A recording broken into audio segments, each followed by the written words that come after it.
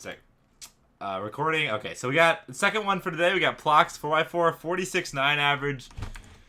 Good at edge pairing, bad at first 3 edges and center building. Oh god, yeah, first 3 edges and center building is bad. 2 years, 3 to 7 hours.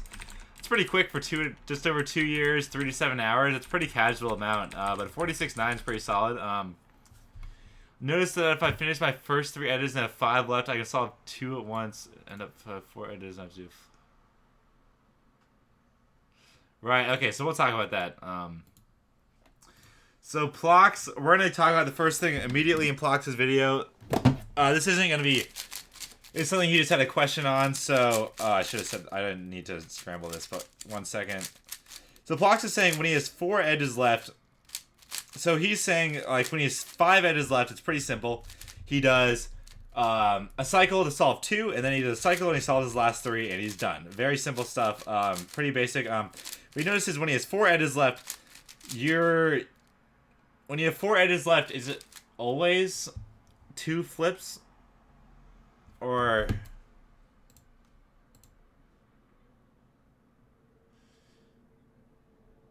Right, okay, so Plox is saying when he has 4 edges left, there's 2 different cases. I'm not sure which one he's talking about exactly. I don't care if he'll tell me in chat, but I'm just going to go over both of them because I think it's good. Oh, what the... So here's case number 1. So when you have last 4 edges, case number 1 is you have a 4 cycle. So notice that this piece goes here, which matches to here, which matches to here. So you have a 4 cycle. If you do the basic thing, solve, and then you solve another one, and then you have 2 edges left, and you're going to have to do a flip. I don't think there's anything wrong with this. This is how I would do it. I'm not perfect. I'm not the best 4x4 in the world. I need Felix or Sebastian really to tell me. I'd say Max, but Max always does weird stuff and just gets away with it, so I wouldn't ask him. Felix or Sebastian would probably be the better one to kind of weigh in. If you have a 4 cycle left, you do a cycle, and then you have a 2 flip. I think this is the best option, though. Very quick.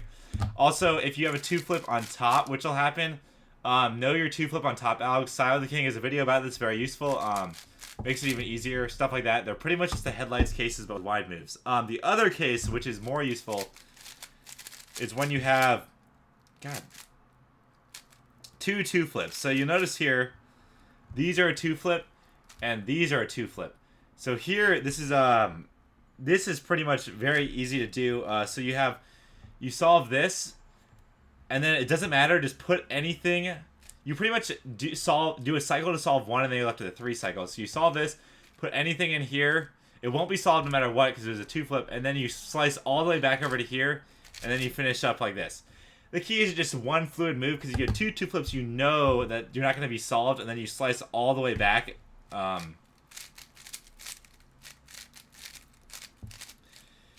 You know that this isn't going to be solved when you slice back, so you just go straight into the U2, and then you solve all 4. So that's kind of the thing Plox was asking about there. Now we'll go ahead with the real analysis. But yeah, Max does weird stuff and get away with it all the time. So sometimes what Max does isn't always... Like, just because a good keeper's doing it doesn't mean it's the best, but Max more than other people because Max does some weird stuff. Anyways, here we go. So, alright, there's no sound in Plox's videos. The lighting here is garbage. Oh my god. It's very difficult to see. Alright. Oh,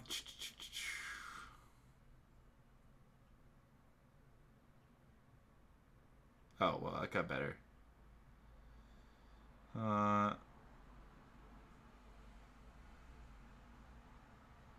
Not bad. This is fine. Whoa. What happened here? Oh, just a quick note. You messed up your 4x4, like one of your cross edges. Just kind of just a mistake there.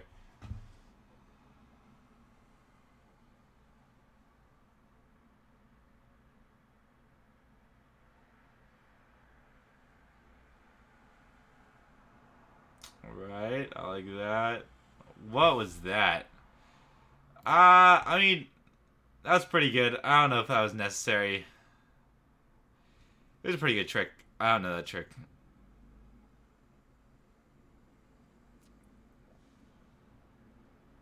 Alright, just in general, I don't know if you do this on your 3x3 solves, but if you do your A-perms, double flicking your A-perms is pretty key. If you do this on 3x3, I'm assuming you have a nice 4x4. It's not hard at all to do it on 4x4. Like I do it on 4x4 very reliably. I don't do it on 5. 5 is where it gets really risky, but I really recommend doing this on 4x4. But yeah, alright. That first solve went by kind of quick. I might rewatch these. I'm just kind of getting a feel for the solve.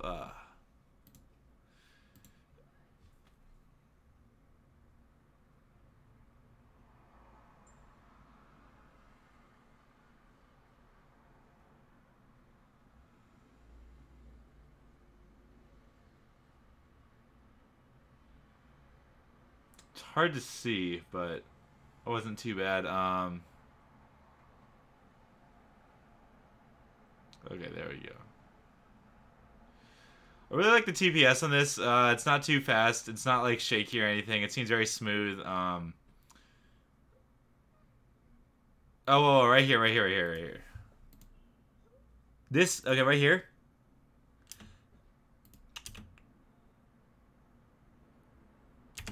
This, okay, man, I keep missing it, but.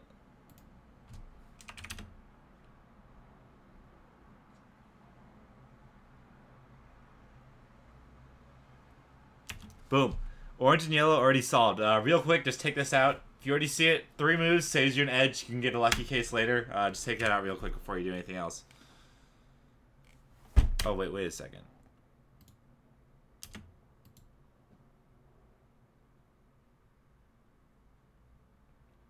Oh, I see. Okay, so you did notice that it was already solved, so you didn't, like, solve it again? Whoa, what? Let me see exactly what happened here.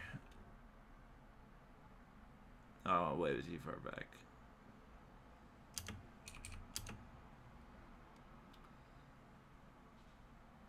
Oh, it's orange and they look like the same, but...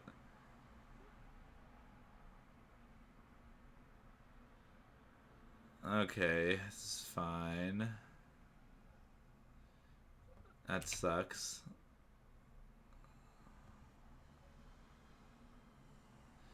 I like that. Right here, here's a big thing. Oops, sped it up on accident.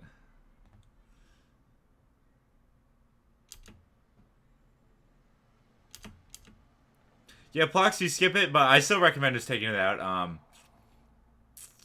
Because, I don't know, that's what's right. So right here, oh wait, one sec. This is a good trick that Plox is, well, it's not a trick, but like something good that Plox is doing.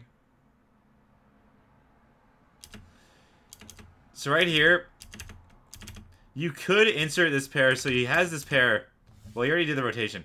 He had this pair on front, and he could have used an F move to rotate it, but that doesn't even save anything, because you already know that your next pair is going to be over here, and you have to rotate anyway. So it's good that he did it like this. Like that. What was that? That was weird. Oh. So Plox for adjacent swap did R2.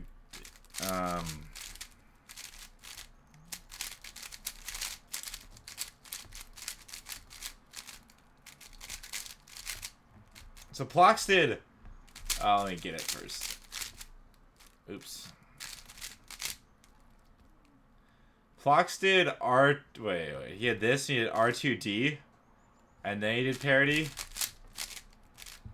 That's like it has a rotation in it, and it's a little more awkward with a D move. You can do this inverse sexy, or back sexy or whatever. Like just keep it on the U layer and just do it like this.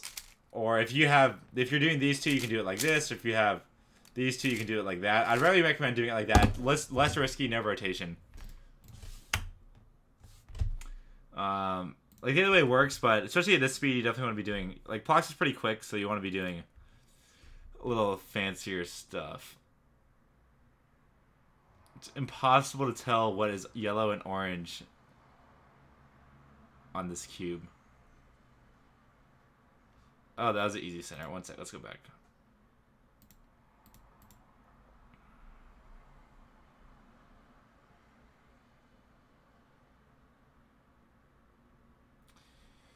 I like this stuff. This is good. First two centers seem pretty okay. On the first solve, I noticed you did a 3 moves to solve one piece instead of 2, which is sometimes unavoidable, but overall, the first two centers seem to be pretty good. I like that. This is good. Plox remembered. This is good stuff right here.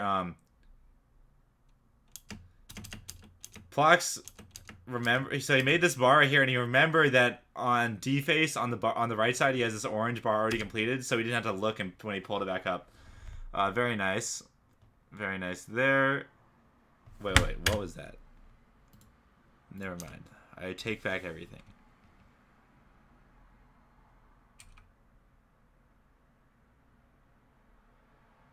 Okay, never mind. That was fine. I like the use of back insert. Very good. Quick noticing on... Whoa. Oh, never mind. That was good. Use of back insert was smart. Whoa. Back up. Hold the phone right here. Okay, so Plox is doing a pretty good job in general at doing rotations and then doing easier algs that are faster. Just kind of less risky. Probably what he's used to more. I think this is definitely a good idea. But this specific case right here makes a big mistake. So right here... he has 2 edges left there in the flip pattern, so he does. In this specific case, this is possibly the worst option, actually. So Plox has this. No, he has this. So he has this. Plox has this. He needs to insert this on left like this, and then do a slice of slice, right? So what Plox does is he rotates, does the insert on right with his right hand. That's okay. In this specific case, inserting with your left hand is very easy. There's no rotation. It's pretty quick. In this case, I would have inserted with left. If you're really not used to it, that's fine. But Plox rotates, inserts over here. Wait, sorry. Plox rotates. Wait, he didn't have that. Oh, wait, he did have... Right. My bad. He had this. Sorry, he had this. So take back that. He didn't need to... This is fine. Wait. I'm confused. What did he have? He had this. Right, he had this. So he could have done this, which is pretty uncomfortable. This is pretty uncomfortable. I wouldn't have recommended that. I think this is fine doing a rotation in this. So he does the rotation and he does a 3-move insert with right. But then what he does is he slices over here and then rotates again and then does the flip. Also, he does a weird flip alg. I'd really recommend doing the standard flip alg like this.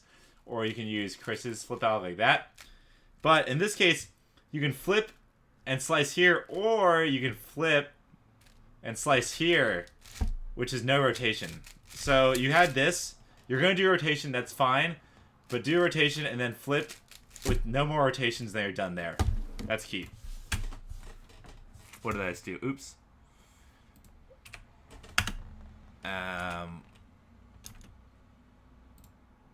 What is going on? Alright, this is solve 2.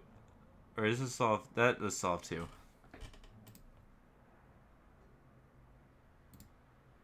There we go. Okay, nice on 303. Weird trick.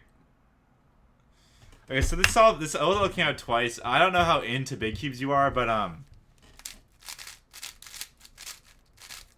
for that specific OLL, which is this one, you can do a cancellation of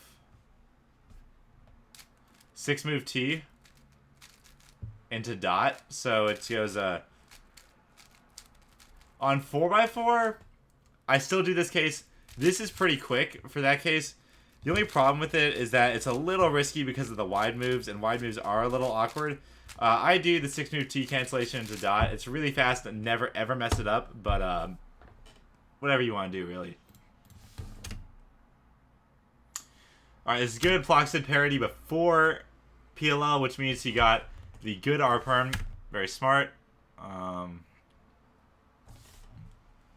2 more solves.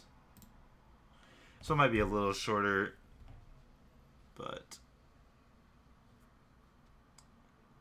I blame Plox for me not being able to analyze first two centers because it's impossible to see anything.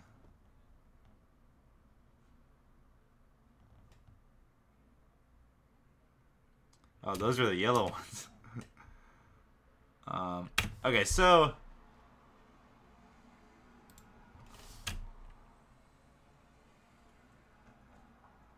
right here. Okay, so big thing right here. You gotta have your first two centers memorized. If we watch, if you're here, you have to have your first center memorized. You're way too fast to not have your first center memorized. Boom, you did that extra check there on the bottom, on D face. It just says you weren't 100% sure. You gotta have that be 100% sure. Like that.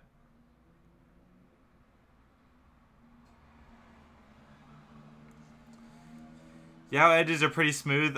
Seem to be in line with the rest of the solve. My yaw edges are bad, so it's hard for me to really judge. Everything seems pretty smooth. A little bit of hesitation on the edge pairing is kind of the big thing. This one is quick.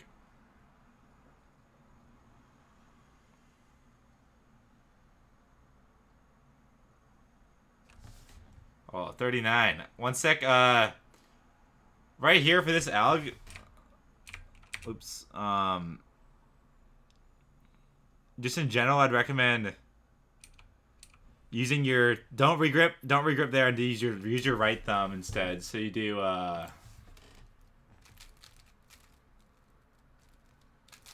definitely a lot easier in my opinion. The regrip is kind of weird. Also, when you have this case, I do what you did, but it is better. I know the better case. It's Patrick had this on his world record. So you have this U prime. You should start using that. I should start using it also, to be honest, but you know, it's not that big of a difference. And then U perm 39. Oh yeah.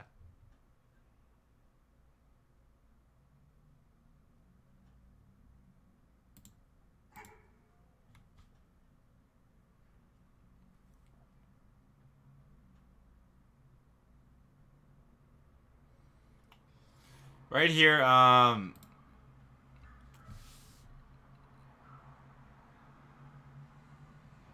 so right here, the biggest thing I noticed immediately is that you have a really easy first two, so this is a 3-move first center, yellow center. It's R wide U, R wide prime, and you got this thing right out. Oh, sorry. This is a 3-move. First two center. You got R wide U, R wide prime. And so this is so easy that you should start, for centers that are this easy, you don't need to do this in every center at 45 seconds. This is, definitely make sure you have your first center memorized, but when you see easy centers like this, it's definitely time to be thinking about how is this going to affect my next center. You're going to pull this white piece up. If you do a U and an F, it'll build this 2x1 for you at the same time.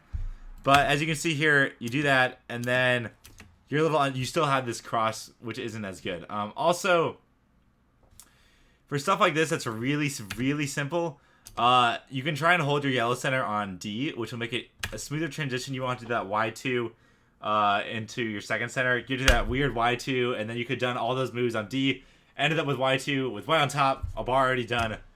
Just in general, those are just for the really easy centers.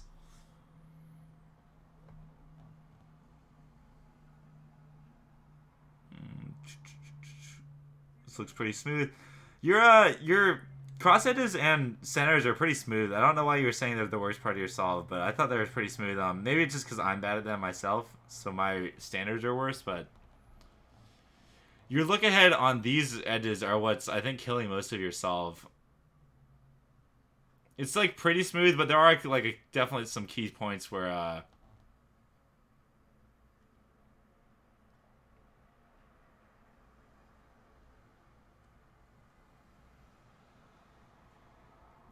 yeah, learn your two-sided. So this for 4x4 it sounds big of a deal because you're not doing two-sided recognition. Because it's not two-sided recognition isn't perfect, but like you know that it's likely in this case that it's likely here that you're gonna have this R perm And then you should just do, instead of checking, just do the U2, and then you'll see what you have. But that's like kind of nitpicky. So that was, let's watch this one again, actually. So that was all 5 solves. That was kind of quick.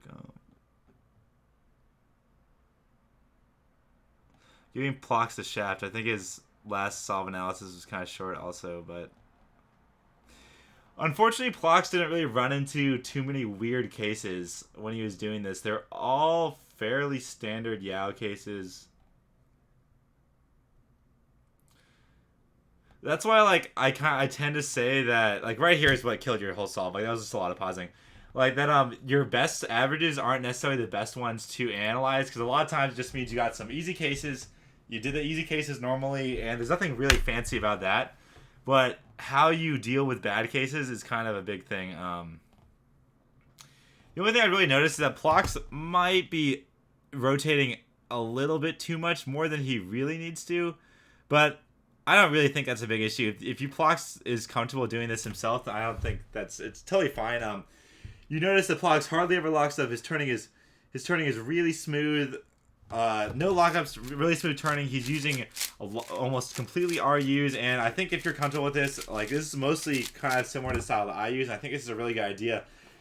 Just a lot of RUs, and it means that you're not going to mess up as much because you're doing moves that are a lot safer. And you could, Plox is getting pretty quick, so you could think about doing like, insert on left, or maybe a couple more front moves, but I don't think it's very necessary. Just kind of something to think about.